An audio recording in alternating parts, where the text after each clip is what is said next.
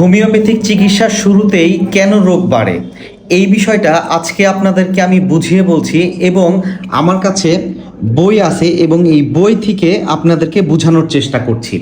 তো সাধারণত আমাদের কাছে যখন কোনো জটিল পেশেন্ট আসে, যেমন স্কিনের প্রবলেম, তারপর শ্বাসকষ্ট, তারপর কোনো ধরনের অ্যালার্জি সমস্যা, তখন এই রোগগুলো প্রথমে সমস্যাগুলো বাড়তে থাকে। তা আসলে কি কারণে বাড়ে?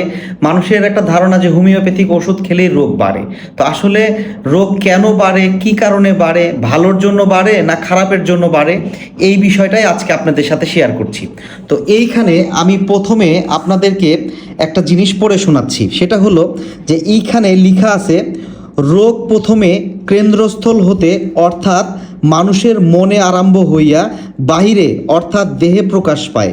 রোগ কখনোই বাহির হইতে ভিতরে যায় না, ভিতর হইতে বাহিরে আসে এবং এটি তাহার স্বভাব।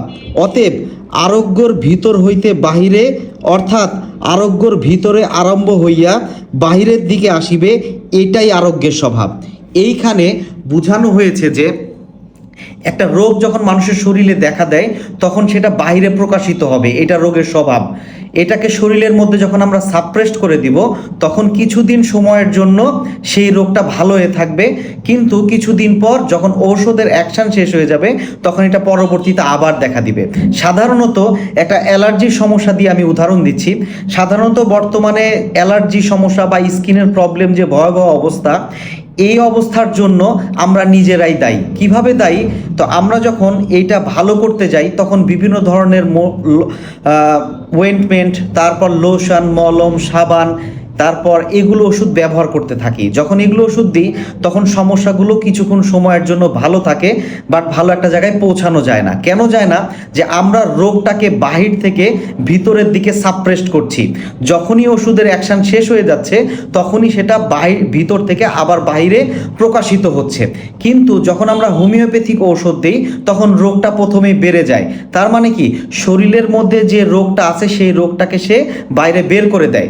যখন পুরোপুরি শরীর থেকে বের হয়ে যাবে তখন হাজার চেষ্টা করার পরেও আর ভিতর থেকে সমস্যাগুলো বের হবে না, তখন পেশেন্ট প্রকৃতভাবে সুস্থতার একটা জায়গায় পৌঁছাতে পারবে। তো এই বিষয়টাই এই বইয়ের মধ্যে সুন্দর করে লেখা আছে। তো আজকে আপনাদেরকে এই বিষয়টা ভালো করে বোঝানোর চেষ্টা ছিল আমার। আশা করি ইনশাল্লাহ আপনারা বুঝতে পেরেছেন। যদি আপনারা বুঝতে না পারেন তাহলে অবশ্যই আমাকে ফোনে অথবা কমেন্ট সেকশানে জানাবেন।